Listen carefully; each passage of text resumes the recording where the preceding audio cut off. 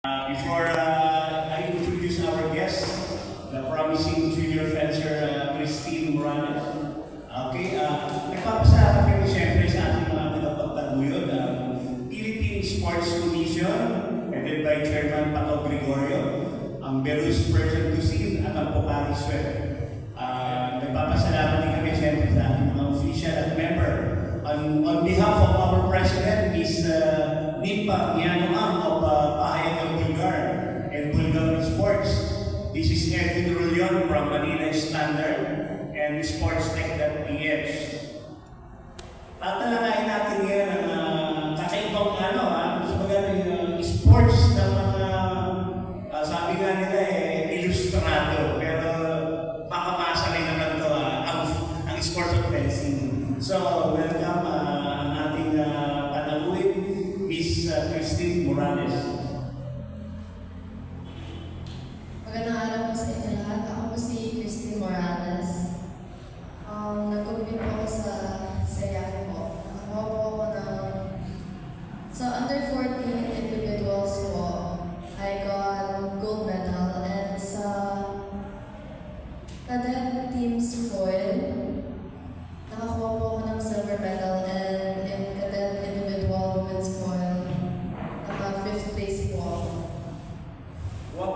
Ibig mo sabihin, Christine, in just one tournament, ilang medals ang naikunin for the Philippines?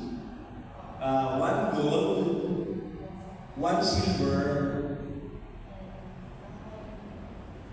5th place. Anong event to? Kasi diba ang fencing may foil, may empty. So anong event yan? Nagko-compete po ako ng foil. Minsan din po, naglalaro din po ako ng FA and sometimes silver din po. Minsan tinatry ko lang din po.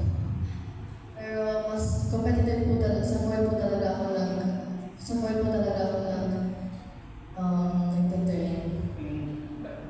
Sa mga event na yan, siyempre sasabihin natin may favorite kayo. Ano talaga yung pinaka-favorite mo? Na competition po ba? Doon sa FE, Cyber, or Foil po talaga yung favorite. Kasi kung sa parang mas confident ka maglaro, di ba? Parang sa swimming din yan may magaling sa breaststroke, pero mahina siya sa butterfly. So ikaw, mas ka sa foil. Pero hindi natin sasabihin na okay din sa'yo yung mga event, kaya mo rin laro yun. Opo, marunong din po ako sa laruin ko yung mga ibang types of fencing. So, nakakatong isipin, nakapanood tayo nga pala sa ating Top Sports Facebook page, sa Bulgar Sports, at live stream din tayo sa Sports Corner ni Gab Pereira. At kay Edmond. And kay Edmond.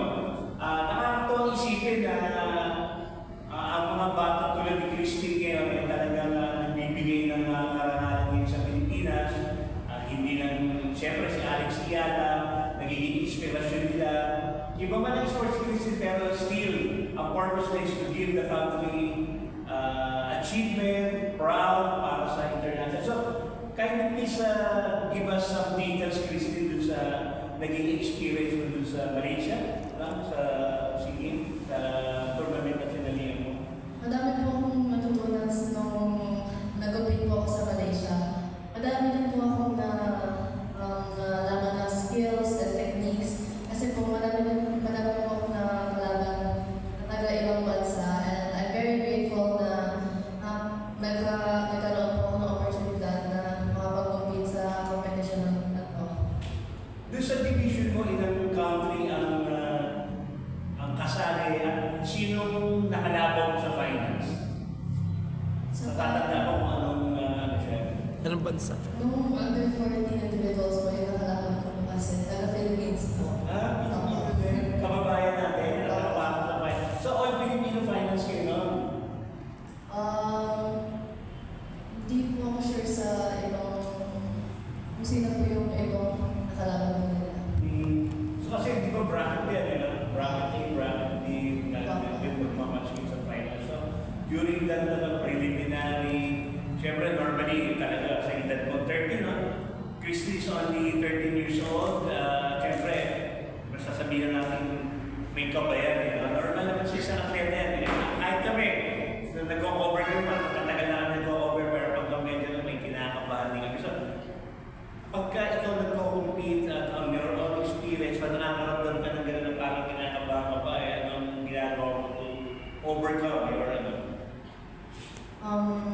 yung importante po talaga na positive po yung mindset natin. And yung ginagawa ko po, I always trust in God to help me, help me not become nervous and to guide me and to have strength in all of my battles.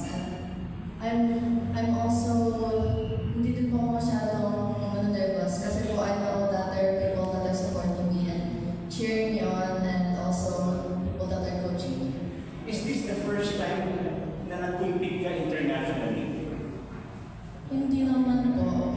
Dati po ako nag-compete internationally. Tapos, may mga international competitions na rin po kasi dito sa Philippines. Pero you won medals during the past tournament na sinalihan mo locally or internationally? Opo. Okay, so how many tournaments na or na international na nakapag-gold ka? I remember getting gold po nung Hong Kong, Malaysia po. Kasi napunta ko na din po yung Malaysia. Maraming times po. And also, I got gold in po in other competitions here sa Philippines. Pero Christine, no, siyempre, sasabihin ng mga nakapanood sa atin, mga tagapakinig natin na paano ka na-involved sa fencing, di ba? So, anong bakit mo